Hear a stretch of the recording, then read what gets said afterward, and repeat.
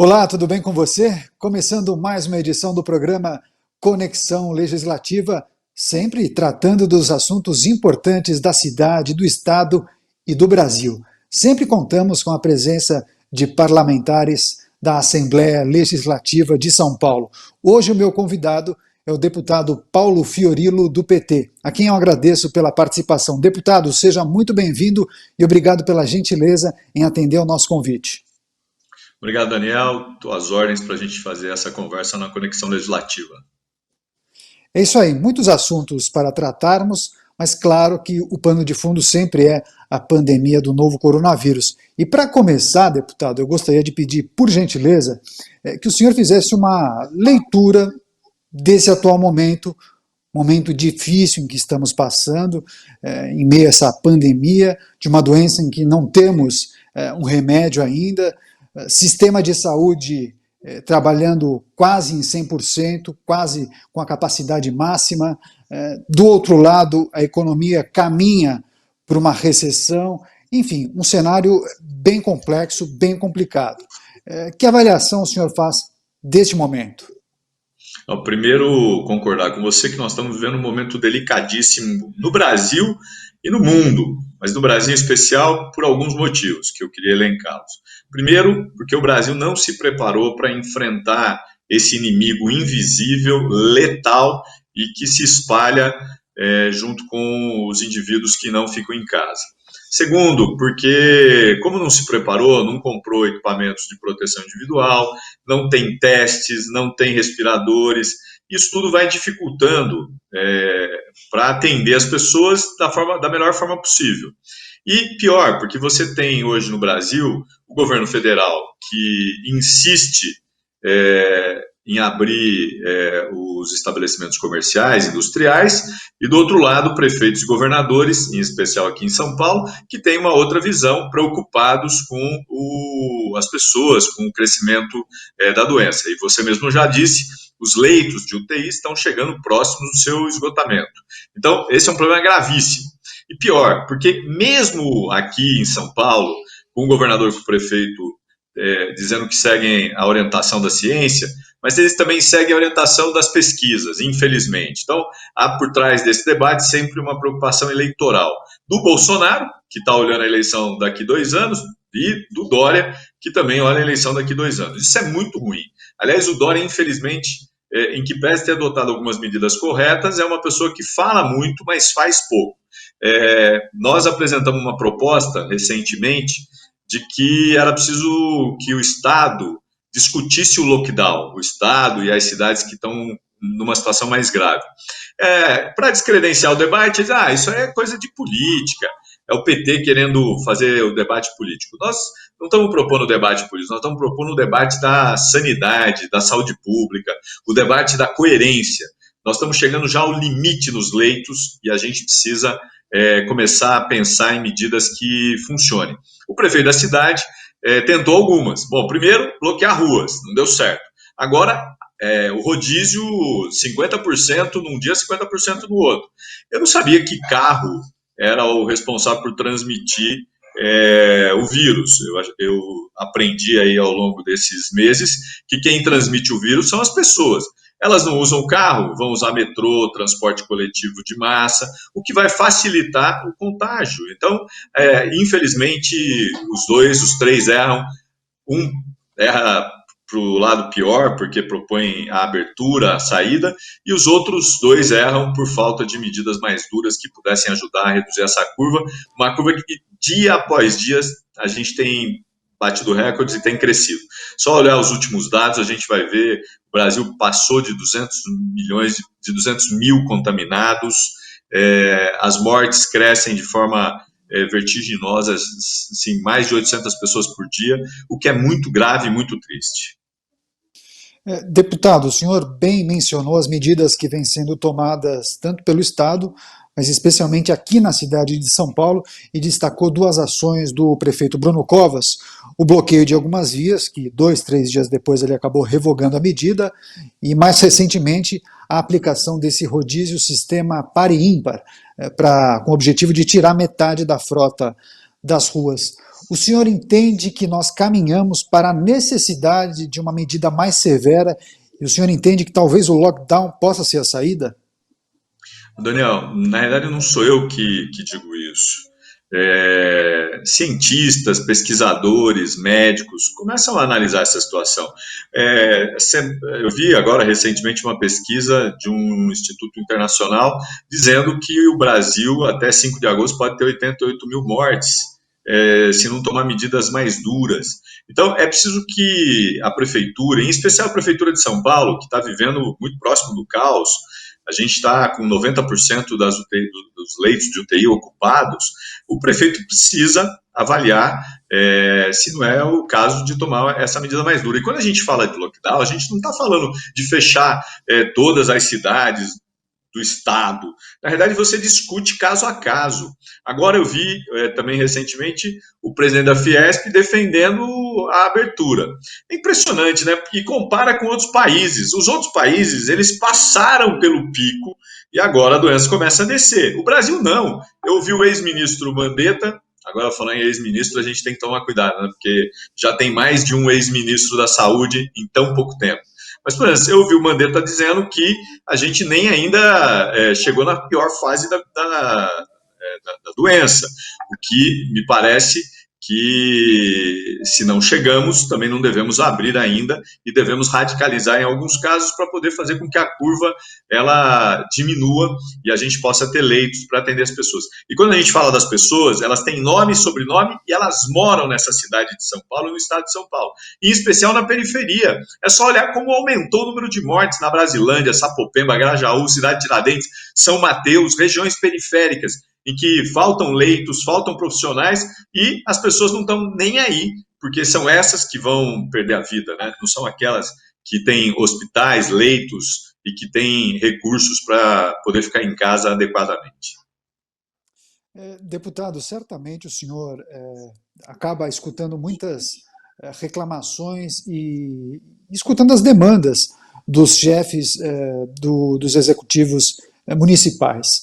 Muitos prefeitos têm reclamado da postura do governo do estado de São Paulo em relação às medidas que vêm sendo tomadas, e eles entendem que a quarentena deveria ser uma quarentena vertical, possibilitando os municípios menores, aqueles municípios que não têm índices muito alarmantes no que tange contágios e mortes, e eles entendem que o governo deveria possibilitar que esses municípios abrissem o comércio.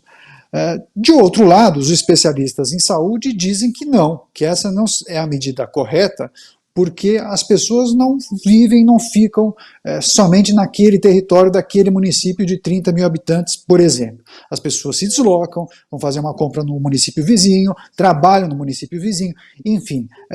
Não me parece a medida mais acertada flexibilizar a quarentena para alguns municípios menores. Que leitura o senhor faz?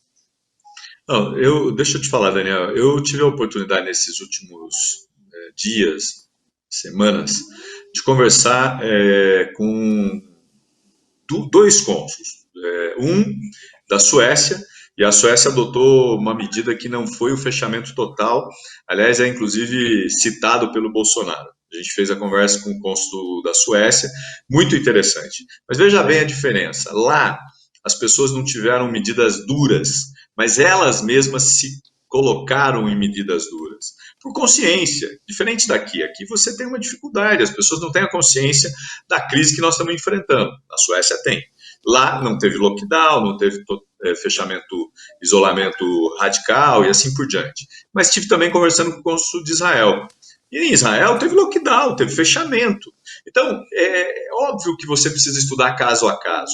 O estado de São Paulo tem mais de 600 cidades, 645 cidades. Você tem situações diferentes. Por exemplo, eu tenho conversado com vereadores, prefeitos do interior. Tem cidades que eu tenho conversado que não teve nenhum caso. Mas se você não tiver algum tipo de controle, se não é o isolamento total, o fechamento total, mas você precisa ter. Qual é a dificuldade do Brasil?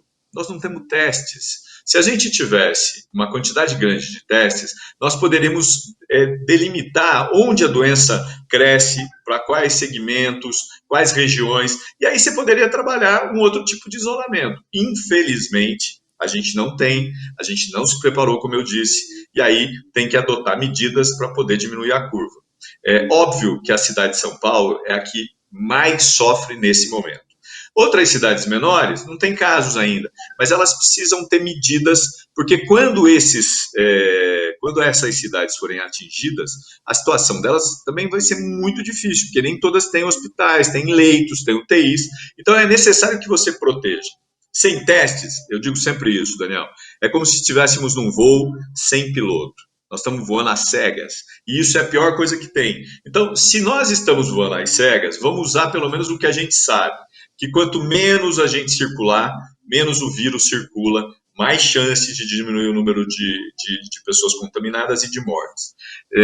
As cidades menores, óbvio que o prefeito, os vereadores, as pessoas reclamam muito, mas é preciso entender também que daqui a pouco elas são pequenas, mas vão ter pessoas morrendo, e aí a dificuldade vai ser muito maior. Certamente. E não adianta abrir economia se as pessoas não têm saúde para trabalhar. É ou não é, deputado? O que adianta ter CNPJ se não tiver CPF? Né? Se a gente não tiver pessoas em condições de saúde que possam trabalhar, que possam produzir, você abre para as pessoas não irem. A gente tem exemplos no Brasil.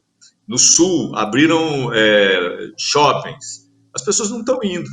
Por quê? Porque elas não têm dinheiro, porque elas estão com medo, por uma série de fatores. Então, não basta simplesmente vamos abrir. Aliás, vamos abrir quando nós tivermos condições e certeza que é hora de abrir. É isso aí. Deputado, as casas legislativas pelo Brasil têm elaborado muitas propostas, iniciativas e projetos com o objetivo de auxiliar os gestores públicos na administração da disseminação do coronavírus, tanto no lado da saúde pública, ofertando todos os equipamentos e materiais necessários para combater essa pandemia, como também para minimizar os impactos econômicos na sociedade. Inclusive, a própria Assembleia Legislativa de São Paulo aprovou recentemente um projeto em que cortou muitos custos e vai ofertar esse dinheiro para o combate à pandemia. Mais recentemente, o senhor, em conjunto com o deputado José Américo, do PT, vocês fizeram um projeto de lei que prevê mudança na cobrança do imposto sobre transmissão, causa-mortes e doação de bens ou direitos, que é o conhecido e famoso ITCMD. E o objetivo é aliviar os impactos da pandemia. Deputado, eu gostaria que você explicasse para o nosso público um pouco mais desse projeto de lei de número 250 deste ano. Então, primeiro, obrigado por essa possibilidade, Daniel, porque assim, esse projeto, ele virou motivo de fake news. Pessoas que têm interesse na disputa eleitoral produziram fake news dizendo que o projeto era do governador e que ele estava querendo aproveitar a doença para aumentar impostos. O governador já desmentiu, disse que não é dele e disse que ele é contra aumentar impostos. O problema é que ele é contra aumentar impostos para os ricos, que é o que a gente está propondo. Quem é pobre, quem tem um imóvel, quem está na classe média e que tem também um bem em torno de 800 mil, vai continuar pagando os 4%. Nós estamos querendo cobrar dos ricos, daqueles que podem ajudar a fazer com que o Estado tenha mais recursos para poder combater essa pandemia. Então, primeira coisa, o ITCMD é um imposto que foi criado pelo Senado e que estabeleceu como teto 8%. Você pode cobrar de 1 a 8%. O Estado de São Paulo cobra 4%. Outros estados já aumentaram para 8%, progressivamente. O que nós estamos propondo? Primeiro, aumentar a isenção dos imóveis, de 140 para 280, de 70 para 112 mil reais. Então, nós estamos ampliando o número de pessoas que não vão pagar esse imposto, não pagarão o ITCMD. Isso é a coisa mais importante. E em todos os casos a gente aumentou o valor de isenções. Segundo, nós estamos propondo um escalonamento. Então começa com 4, que já é hoje, e aí vai a 5, a 6, a 7 até a 8. Quem paga 8, quem tem imóveis, quem vai receber imóveis de um valor maior que 2 milhões e 400 mil reais. Então, eu estou falando de milionários, eu não estou falando de pobres. eu não estou falando da classe média, baixa, eu estou falando de gente que acumulou e que, quando for fazer essa transação, vai ter que pagar conforme essa escala. O que nós estamos provando? Primeiro, se o projeto for aprovado, ele não entra em vigor esse ano. Ele só entra em vigor no próximo ano. Eu tive a oportunidade de ouvir debates com tributaristas que consideram justo a ampliação da alíquota até 8% de forma progressiva. Que pode ter uma ou outra dúvida com relação ao valor de isenção, não tem problema, a gente pode discutir. Esse imposto hoje, ele arrecadou ano passado em torno de 3 bilhões e 200 milhões. O que a gente está propondo com essa alteração? Fazer com que quem tem mais, pague mais, elevando a arrecadação para 6 bilhões. Nós estamos falando de 3 bilhões a mais. O que significa isso? Recursos para que o Estado possa minimizar a dor e o sofrimento dos mais pobres. Tem gente que fala assim, vamos criar um imposto para fazer com que pobre que está morrendo. Quem está morrendo, as pessoas que são pobres estão morrendo, elas não vão pagar, serão isentas. Se mantiver do jeito que está, sim, aí elas vão pagar. Porque hoje você pega um imóvel de 140 mil, você paga 4%. Tem uma outra coisa que tem um projeto, você só vai pagar do excedente. Se a isenção é até 280 mil reais, 270 mil reais, se tiver um imóvel de 300 mil, você vai pagar a diferença dos 20 mil reais. É muito mais barato do que é hoje. E, infelizmente, o governador, como defende os ricos, aqueles que têm dinheiro, diz que não tem interesse nesse projeto. Nós vamos fazer o debate político, porque a gente acha que é importante. E esse debate está muito ligado, Daniel, à importância de fortalecer o Estado. Nesse momento, a gente tem que enfrentar de novo esse debate. Muita gente fala, o Estado é um paquiderme, porque tem que acabar com o Estado, a gente tem que vender tudo, que é a lógica do Dória, que é a lógica do PSDB, que governa esse Estado há 25 anos. Agora, é agora que a gente vê a importância do Estado. Porque se a gente não tivesse o SUS, se a gente não tivesse o Estado tendo que prover os que mais precisam, possivelmente a gente teria mais mortes, mais pessoas sofrendo. O Estado precisa cumprir o seu papel de defender os mais pobres e precisa ter recurso. É essa a ideia da mudança do ITCMD. É você fazer de forma progressiva, aumentar a isenção, fazendo com que os mais pobres, a classe média baixa, não pague e a gente faça com que os mais ricos possam pagar. A gente, inclusive, fez alterações para evitar fraudes, para evitar a fuga desse imposto que é importante para o Estado neste momento. E aí os recursos entrarão a partir do ano que vem, que é o ano em que a gente ainda vai estar vivendo pós-pandemia, né? Apesar que a gente também não sabe, no Brasil, se continuar desse jeito, governador para um lado, presidente para o outro, talvez uma doença, uma gripezinha que pudesse terminar em setembro, se arraste por mais tempo, até por falta de coordenação de liderança. Aliás, é nesses momentos de crise que a gente descobre, de fato, quem é líder, quem tem a vocação para liderar, né? Quem tem a vocação para destruir, a gente já sabe.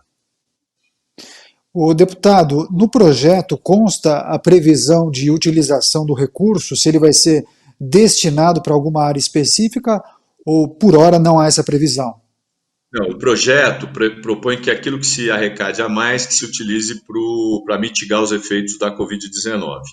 É óbvio que nós também temos cobrado muito do governador a transparência do uso dos recursos públicos. Eu vou te dar um dado aqui. Nós já estamos em maio e a última informação que a gente tem sobre gastos para combate à Covid é de 24 de abril. Portanto, é inadmissível que o governador não dê a transparência necessária para que nós possamos fiscalizar como é que está sendo o gasto da Covid-19 para o combate à pandemia. Então, a ideia é que esses recursos também possam ser utilizados, assim como os recursos da Assembleia. A Assembleia Legislativa aprovou 5 projetos até agora, pouco, na minha opinião, podia ter aprovado mais.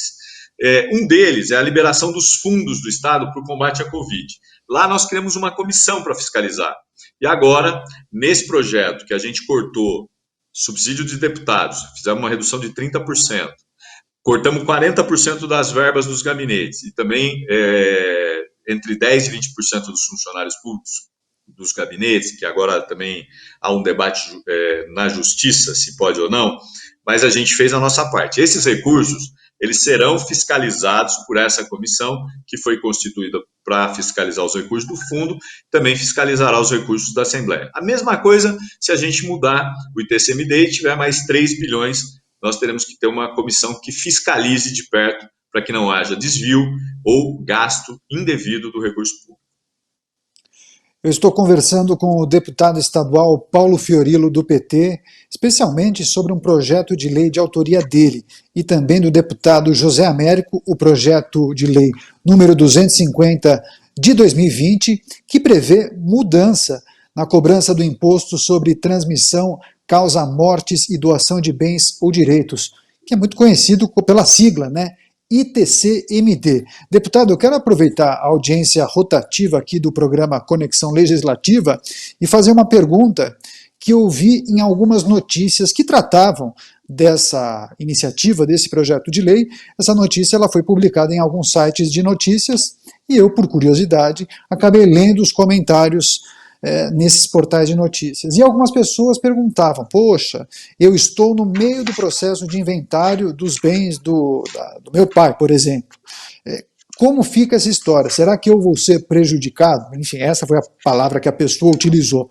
Mas no caso ela queria saber se será taxada de imediato. Ainda que o senhor tenha respondido há pouco que, uma vez aprovado, ele só entraria em vigor no próximo ano, eu gostaria que o senhor explicasse para uma pessoa que está no meio ou na segunda metade, ou justamente para concluir o processo de inventário, qual seria o impacto para essa pessoa? Você sugeriria, então, que essa pessoa agilizasse o processo para concluir em 2020? Seria isso? Não, depende. Repare, vamos supor que ela tenha um imóvel de herança, né, que ela vai receber no valor de R$ 800 mil. Ela pagaria 4% sobre os R$ 800 mil, 32 mil. Pensa que é um valor considerável, né? 32 mil, 4% é muita coisa.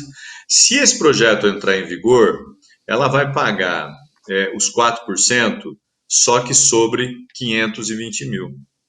Se fosse ela, esperaria. Agora, se ela tiver um bem de 2 milhões e 500 mil, melhor ela fazer agora. O que eu acho que é importante ressaltar, Daniel, é que assim, repare que a gente está diminuindo para a classe média, média baixa, e aumentando para os ricos. Os 4% ele continua valendo até um percentual, até eu agora de cabeça eu não vou lembrar, e depois que ele aumenta para 5, 6, 7, 8. E mesmo na faixa de 5%, ainda a pessoa que entrar na faixa de 5 vai pagar como se fosse 4, porque a gente tem o excesso, o que excede, depois dos R$ 280 mil. Então, primeiro que se ele for aprovado esse ano, ele só entra em vigor no ano que vem. Segundo, se a pessoa estiver no processo, ela avalia. Às vezes, para ela, vai ser muito melhor esperar. E assim, o que a gente observa, eu também li vários comentários, que as pessoas têm uma baita dificuldade para pagar o TCMD. Se minha conta não estiver errada, R$ 32 mil não é pouca coisa para um imóvel de 800 mil. Né? Então você teria que repensar. Se ele fosse pagar na conta nova, 4% de 520, ele pagaria 20.800. Portanto, ele pagaria R$ 12 mil a menos. Nós estamos falando de um valor considerável também. Agora, o que eu acho que a gente pode aproveitar nesse debate do ITCMD? Pensar também como é que você pode ampliar parcelamento, facilitar a vida das pessoas, mesmo essas que estão numa faixa de classe média baixa. Quem está numa faixa maior, daí tem mais condições e se vira. E a ideia, eu insisto, é que a gente possa fazer justiça social. Quem não tem, não paga. Quem tem mais, vai pagar mais. Perfeito. Deputado, importantes informações trazidas pelo senhor em relação a esse projeto de lei. Gostaria que o senhor compartilhasse com o nosso público o status desse projeto e se há algum entendimento ou pelo menos uma negociação com a presidência da Casa para a inclusão desse projeto na pauta das próximas sessões. Não, essa é uma outra pergunta importante, porque no fake news que fizeram, assim, o projeto já vai entrar em votação, é o projeto do Dória. Não, o projeto foi protocolado, ele precisa tramitar pelas comissões, ele não tem acordo, é um projeto difícil e polêmico, mas necessário para fazer o debate político. As pessoas precisam entender que o Estado precisa ter recursos para fazer o combate à pandemia ou para mitigar os efeitos da pandemia. Isso só é possível se ele tiver recurso. Não adianta nada o governo falar, os empresários doaram, doar, tudo bem, nesse momento todo mundo tem que doar.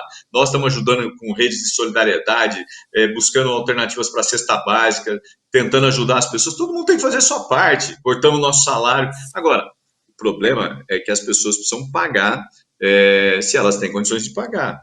Essa é a grande diferença. Então, primeira coisa, não está na pauta agora, passa por um processo de negociação, inclusive de mudanças.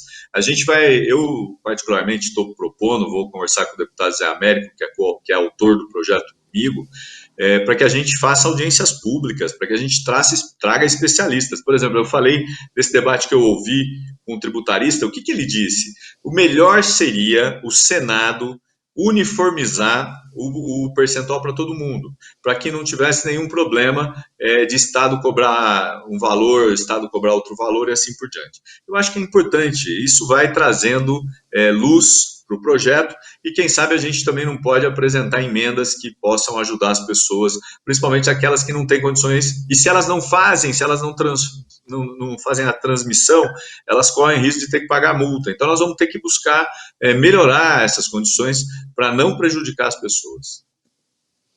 É isso aí, informações importantes trazidas pelo deputado estadual Paulo Fiorilo, do PT, tratando desse projeto de lei número 250, que prevê mudança na cobrança do imposto sobre a transmissão, causa-mortes e doação de bens ou direitos, o ITCMD. Deputado, eu quero agradecer imensamente a sua participação, a sua entrevista, muito importante, bem elucidativa, e gostaria que o senhor deixasse uma mensagem final para o público que acompanha a Rede Alesp e também uma mensagem positiva para as pessoas que estão aí confinadas em meio à quarentena da pandemia do coronavírus, ou então aquelas pessoas que estão na rua trabalhando para levar o sustento para casa, uma vez que provavelmente integrem aí os serviços essenciais. Por gentileza. Daniel, primeiro agradecer essa oportunidade, eu acho que é sempre importante esclarecer as dúvidas e esse projeto especial, porque tem, de fato, uma polêmica. Quando você discute aumento de impostos, é sempre muito difícil, mas as pessoas precisam entender. Eu tenho discutido muito com as pessoas, tenho dito, você tem imóveis acima de 2 milhões? Se você não tem, fica tranquilo que você não vai pagar. E queria deixar aqui uma mensagem de que nós vamos sair dessa, mesmo com todas as dificuldades, a gente não pode desistir, principalmente quem tem filhos, netos, quem tem ainda pais, mães, avós vivos, bisavós, bisavós, que a gente possa protegê-los, que a gente possa ficar em casa, e eu tenho certeza que a gente vai superar esse momento difícil. E vamos voltar a poder circular, vamos poder voltar a viajar.